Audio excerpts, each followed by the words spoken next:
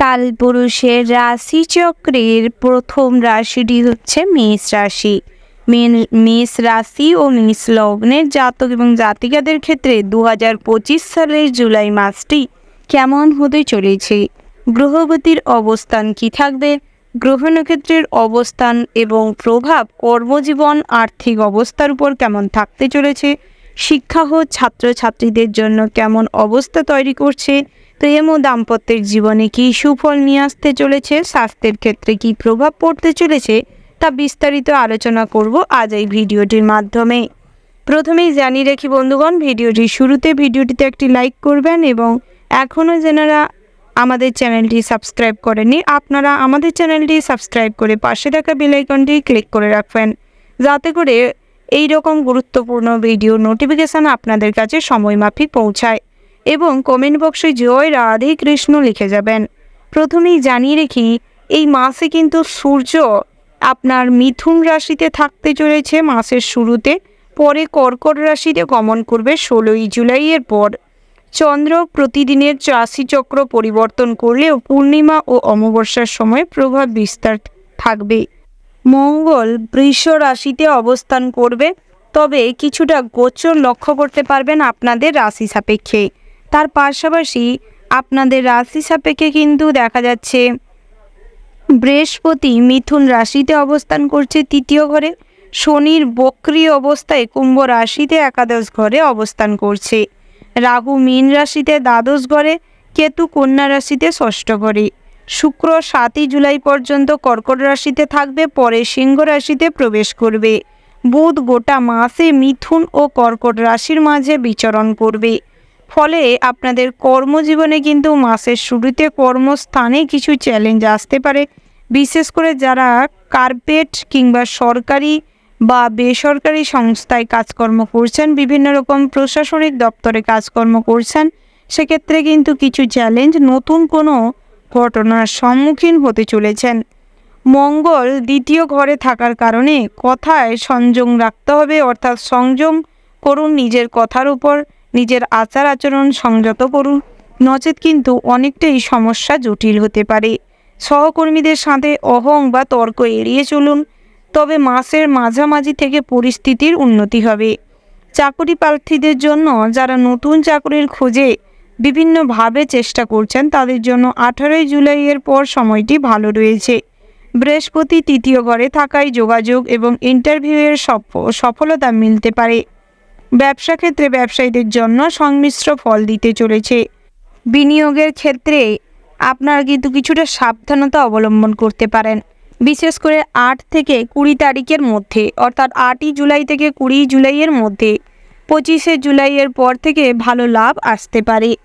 আর্থিক অবস্থার কিন্তু কিছুটা মধ্যম প্রকৃতির থাকবে।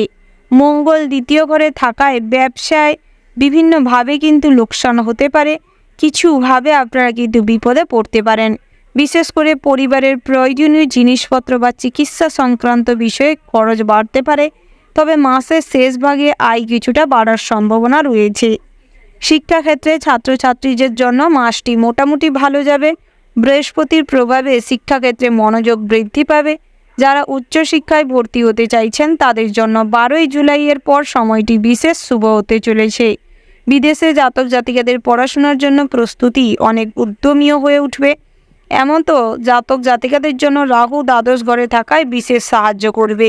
আপনারা যারা প্রতিযোগিতামূলক পরীক্ষার জন্য প্রস্তুতি নিচ্ছেন, সেক্ষেত্রে কিন্তু অন্ততপক্ষে 6 ঘন্টা করে প্রত্যেক দিন নিয়মানুসারে পড়াশোনা করার প্রয়োজন রয়েছে। মনোযোগ সহকারে পড়াশোনা করতে হবে, কারণ কেতু 6ষ্ঠ ঘরে থাকায় বিক্ষিপ্ত মনোভাব হতে পারে, অর্থাৎ পড়াশোনায় বসলেও মনোসংযোগ কিন্তু তেমন একটা থাকবে না, যার কারণে আপনার কষ্ট এবং আপনার লক্ষ্য দিকভ্রষ্ট হতে পারে।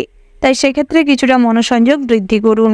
প্রেমের ক্ষেত্রে, প্রেমের সম্পর্কের ক্ষেত্রে মাসটি কিছুটা সংবেদনশীল হবে।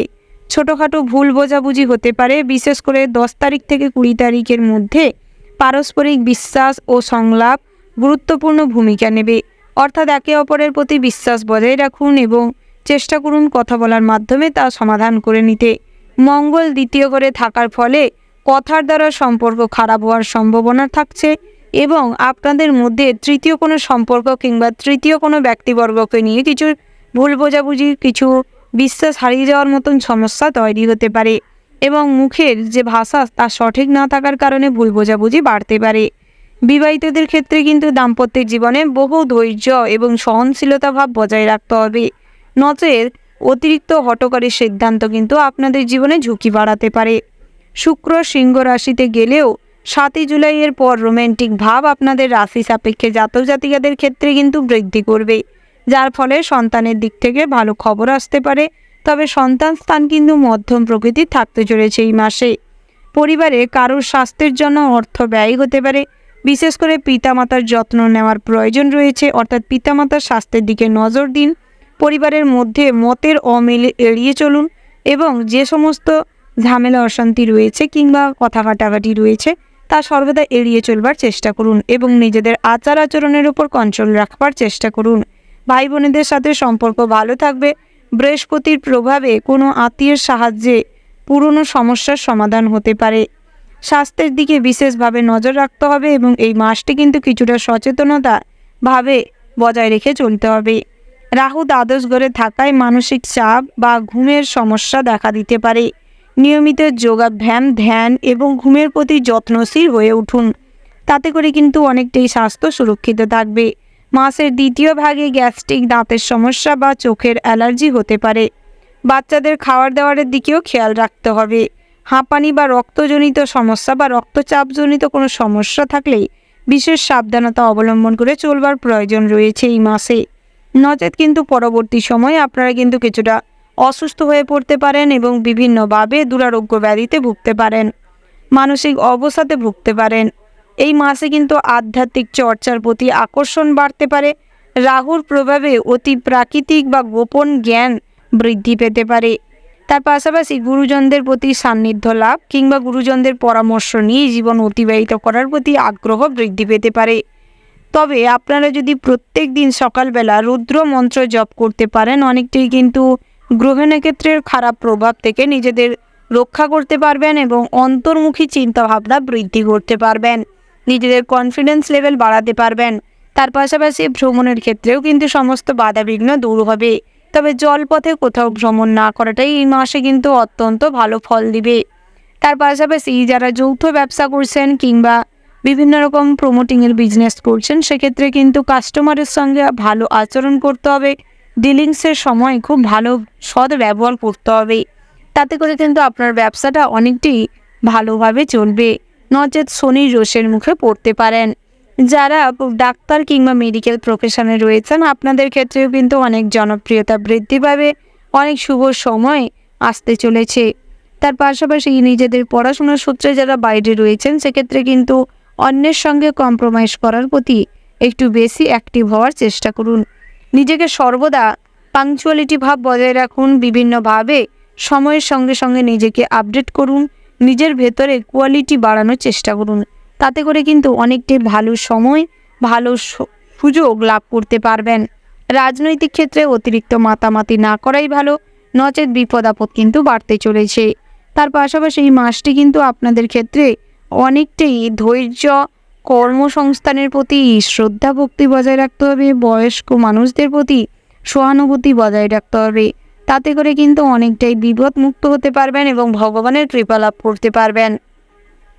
আপনাদের জন্য কিন্তু এই মাসটি অনেকটাই বাস্তবায়ন হতে চলেছে, অর্থাৎ অনেক ক্ষেত্রে কিন্তু বাস্তব অভিজ্ঞতা সঞ্চয় করতে পারবেন, বাস্তব পরিস্থিতির সপক্ষে আপনাদের অনেক নলেজ গ্যাদার হবে। তো এই মাসটি কিন্তু আপনাদের অনেকটাই মধ্যম প্রকৃতির কাটতে চলেছে। শুভ রং যদি বলা হয় লাল, কমলা ও সাদা। শুভ সংখ্যা হচ্ছে 9, 1, 3। শুভ রত্ন যদি বলা হয় লাল, প্রবাল এবং পোকরাজ। শুভ দিন হচ্ছে মঙ্গলবার এবং রবিবার। তো বন্ধুগণ, আপনারা এই শুভ দিনে এবং শুভ সংখ্যাগুলো ফলো করে যদি কোনো ভালো কাজ কিংবা লটারি কাটতে পারেন, তাতে করে কিন্তু অনেকটাই উপকৃত হতে পারবেন।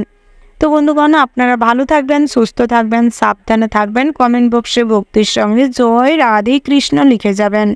রাধা কৃষ্ণের আশীর্বাদে সারা মাসটি আপনাদের মঙ্গলময় হয়ে উঠুক। জয় রাধে কৃষ্ণ।